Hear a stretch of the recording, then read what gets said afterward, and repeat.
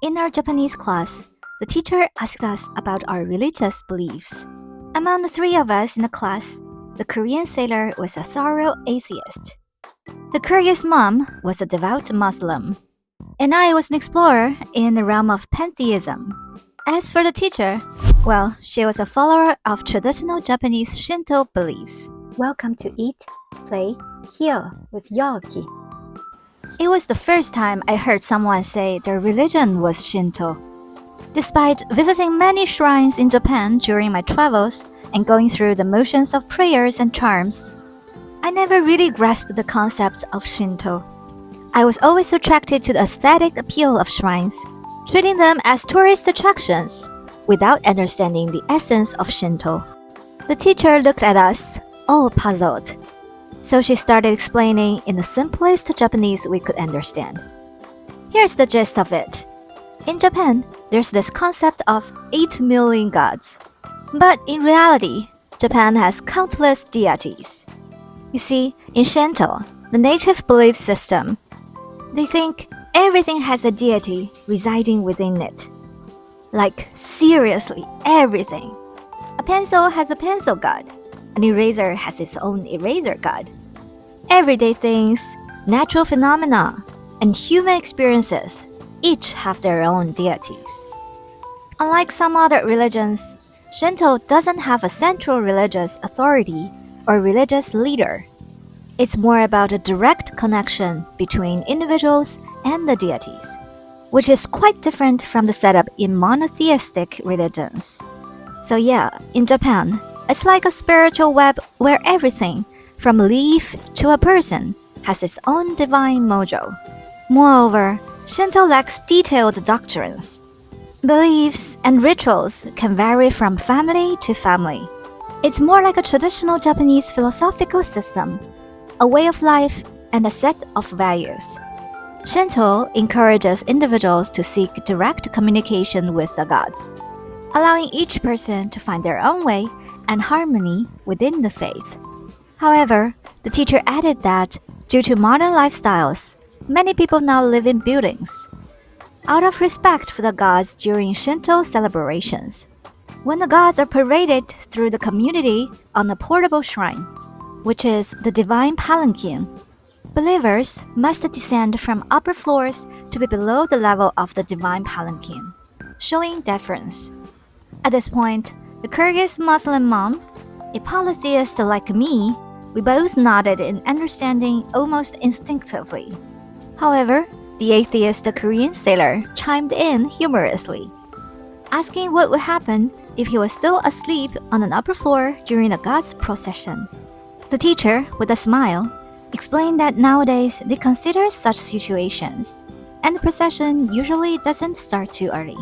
The Korean sailor then asked about scenarios like being in a class or a meeting, or being too sick or injured to come downstairs.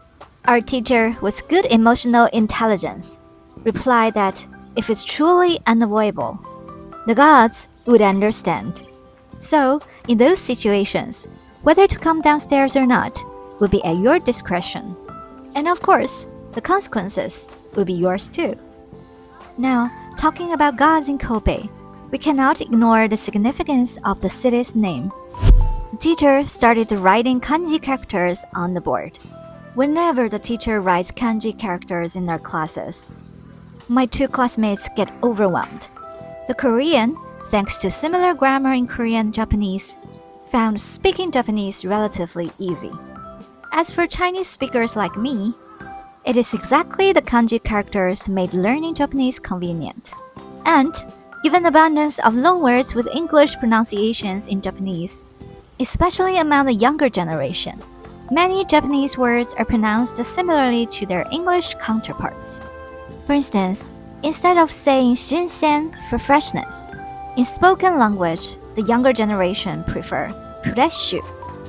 So, when my Japanese falls short, English comes in handy.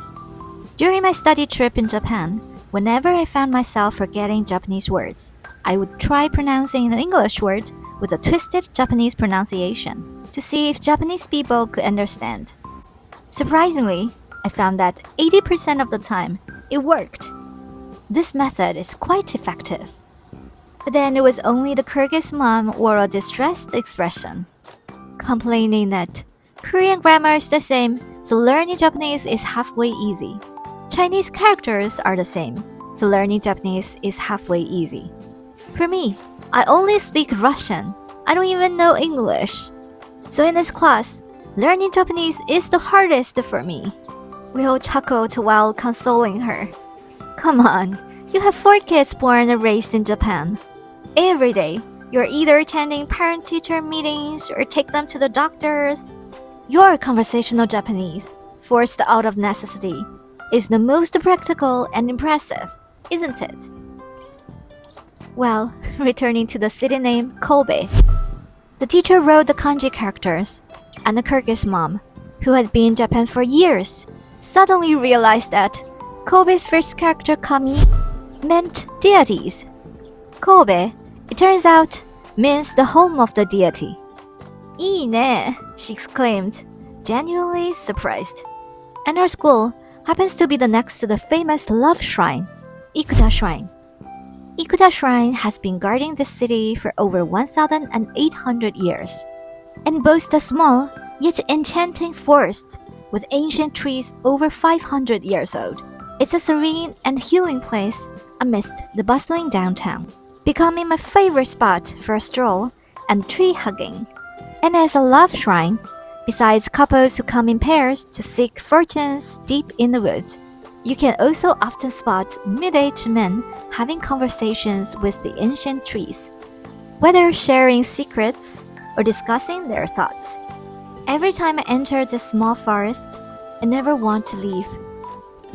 So, despite visiting numerous shrines superficially, knowing almost nothing about Shinto, Ikuta Shrine has become the most mysteriously attractive and faithful one for me. As for the city's name Kobe, it originates from being the place that protects the deity, Kanbe, meaning the dwelling place of the guardian deity. It wasn't until this class that I understood the connection, making me feel even more destined to be here. I've been to Japan several times but never visited Kobe before. This time, choosing Kobe for a short-term study trip, many friends around me and even the teachers at the Kobe school were curious. While I feel like I can't quite provide a convincing reason, they asked, "Why Kobe?" Even young people from Kobe are moving to big cities. Kobe isn't a popular spot in the Chinese community either, and the proportion of Chinese students in Japanese language schools in Kobe is extremely low. It's as if some force guided me here this time, and I never even considered other cities in Japan.